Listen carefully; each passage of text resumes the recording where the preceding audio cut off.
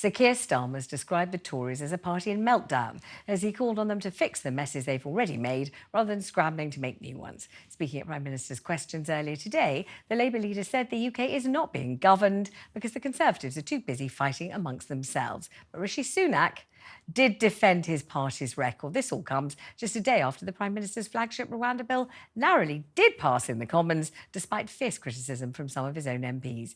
Rishi Sunak seen off a revolt for now, but there are warnings that the fight is not over. Even though no Tory MPs ended up voting against the plan, 38 of them abstained because they do want changes to be made. So he could face yet another showdown in the new year as he tries to win the rebels over. Joining me in the studio now, TalkTV political correspondent Alicia Fitzgerald. And down the line, we have Conservative MP Paul Scully, who voted in favour of the Rwanda Bill last night. Let's go to Paul Scully first. Paul, my goodness, it hasn't been a good look, has it? I mean, the conversation, the debate about whether this bill would pass or wouldn't pass has taken up hours of airtime here at TalkTV and the BBC and Sky and everywhere else. And I think Keir Starmer probably has a point when he says nobody much was focusing on governing the country. No, to be fair, look, I mean, I think there's been clearly a lot of airtime on this. I think, yeah, we have been governing the policy, the country. We have been talking too much about a single issue. Talking and doing are two slightly different things. And I think I was with a journalist this afternoon that says actually they've been, in some way, used by people who are using a bit of brinkmanship to get what they wanted out of the bill, because a second reading is always about the principle of the bill. You can have time to go through line by line at a later stage, which looks like it's going to be after Christmas now. And so I think the right of the party that wanted to, inverted commas, strengthen the bill, were using that pressure, which was sucking up airtime. But we've been doing plenty of other stuff as well, and we do need to be talking about that, because that's what people want to see and hear from us, about housing, about the economy, about schools, the NHS, of course. I mean, you say that as if somebody's giving Rishi Sunak or Suella Braverman just a few short weeks ago a script and forcing them to talk about almost nothing but Rwanda and small boats. Only they're not. When you say, but we'd like to talk about the economy, we'd like to talk about housing, we'd like to talk about the cost of living crisis, there are many things we'd like to say. Nobody is stopping the Tories from saying any of those things. And there's been this incessant, relentless dwelling on small boats and Rwanda. It's been as if it's a kind of unstoppable record. I don't know how much the audience has warmed to it, but your agenda has been set by you yourselves, and you have stuck to it like glue.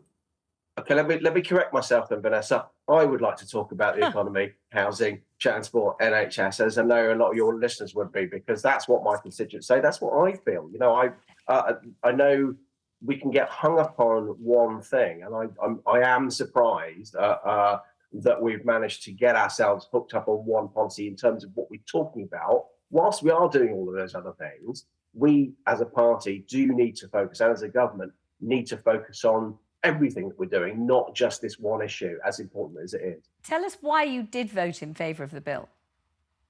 Because frankly, it's the only thing that I can see that people are articulating that has a potential partial solution. It's not a silver bullet that's going to solve illegal migration in itself. But I've heard no from the opposition, from other quarters, any realistic alternative. People are just saying, yep, we don't want that. Well, that just goes back to the Brexit days of psychodrama, when everyone was telling us what they didn't want, not what they do want. This is a solution that can and should work, and we need to focus on how we get it through the parliamentary passage, not least in the House of Lords, where it's going to have a lot of pressure. I mean, you've got a forthcoming election. It must be kind of breathing down your neck in an ominous feeling kind of a way. Every time your Prime Minister pipes up about Rwanda, every time the focus is yet again on a plane that hasn't left, taking a very small number of migrants to somewhere they don't want to go. Every time the lawyers come out in force and say either the bill isn't robust enough, or they won't allow the plane to take off, or the people who are going to be on it, if they're ever on it, if there ever is a plane, will object, and they'll bring appeals, and it might take 400, 500 days before they do go on the plane and actually get to Rwanda. Every time we hear about the cost increasing and increasing, do you wish your Prime Minister would just give you a break and give you something else for your constituents to focus on? Well, as I say, the Rwanda policy is an important policy. And it's something that we have to do. He promised at the beginning of the year 5 things. And before you can get to when you get to election, you need to talk about hopes, aspirations for the next 5 years. But people won't be listening to you if you can't say, you know what, I've delivered, I've done everything I can to try and deliver on the things that I said last year. So focusing on those 5 things is understandable, but we do need to make sure that we're also speaking to people's other aspirations as well. Our political correspondent Alicia Fitzgerald has a question for you, Paul. Hi, Paul. Sorry, I just wanted to pick up on something you said a second ago. You said that the Rwanda policy isn't a silver bullet for ending illegal migration, but that doesn't quite match up with what the Prime Minister is saying. He said that without this policy, there is no way he will achieve one of his 5 pledges of stopping the boats. So do you not think that you saying that maybe represents just how divided your party are at the moment? No, I mean, it is an integral part of that. But if you just have, flights going to Rwanda and taking people there, that in itself doesn't just solve the problem overnight. It's a really important part because it's the deterrent. It's actually starting to disrupt the business model of the human traffickers who think they can do this with impunity. But there has to be repercussions, i.e., you're not going to get your end game by coming across the boats. You're not going to be able to just disappear in the system. We will pick you up. We will, you run the real risk of ending up in Rwanda, somewhere many, many miles away from where your end destination will be. But it's not just that sole solution in itself.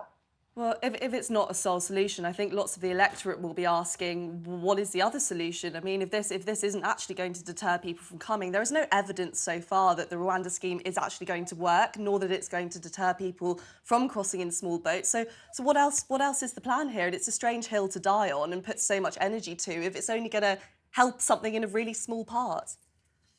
No, I don't think it's sorry. No, it's not going to help in a small part. It's just not going to help it in itself. It's not going to solve the problem in itself.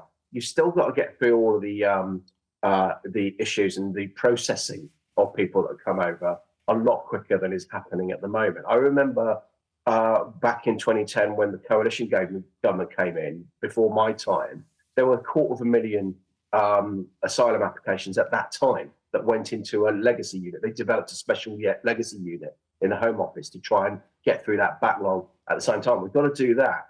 But you've got to remember, while I'm talking about other issues, is that why are people so concerned about immigration? It's partly because of the risk coming over to life because of the human traffickers. It's partly a sense of fairness that should you be able to come in illegally rather than a legal route, as other migrants are doing.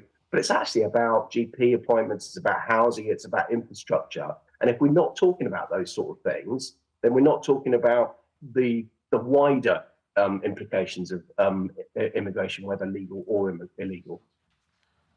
Yes, obviously, the migration is seen as a really important issue amongst the electorate, but those numbers don't really translate to the popularity of the Rwanda scheme. Lots of the public, whilst they still totally agree that migration is really important and the numbers do need to drop, they don't necessarily back the Rwanda scheme as the way to do it.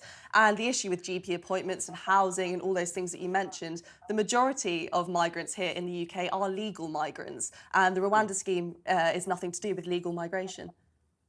No, definitely. Look, I mean, actually, I think the polls I've seen, the Rwanda scheme is relatively popular, but but I don't have the figures in front of me. And you're absolutely right to make sure we don't conflate legal migration and illegal migration. I'm the son of an immigrant myself, having just been tech minister for the previous year. I've seen the benefits of entrepreneur visas, global talent visas, and we need to make sure that we're looking at making sure our NHS works well and social care works well, which has relied very heavily on immigrants over the last few years. So we do have to have 2 separate conversations, but they do start to come together when you're talking about infrastructure, GP appointments and those kind of things. If you could give a message to Rishi Sunak to help you through the next election, what would you want him to do? Well, I think let's make sure that we can actually, first of all, take a step back, take a breath, and actually remember what we're trying to achieve. But this isn't about managing gradual decline. It's not just about managing the country and then having Keir Starmer say, I'm going to manage it slightly better than them, without detailing much of his potential solutions as well. We've got to get through this, and that's by managing the differences well in the party. I would also say to my party colleagues, they've got to realise that we are what need to be a unified team because we are doing all of this, not for ourselves, not for individual groups or the 5 families as seems to be coming up as the rhetoric, but we're doing it for people up and down this country who will ultimately judge us on what we are doing and what we're then promising careful them what you wish at for, the next Paul. The general last election. time the Prime Minister said we unite or die, it was a cue for Robert Jenrick, the immigration minister, to resign. He did so almost to the second that Rishi called on everybody for unity. Listen, thank you very much indeed for joining us on the programme. Good to see you. Thanks, Alicia. Coming up after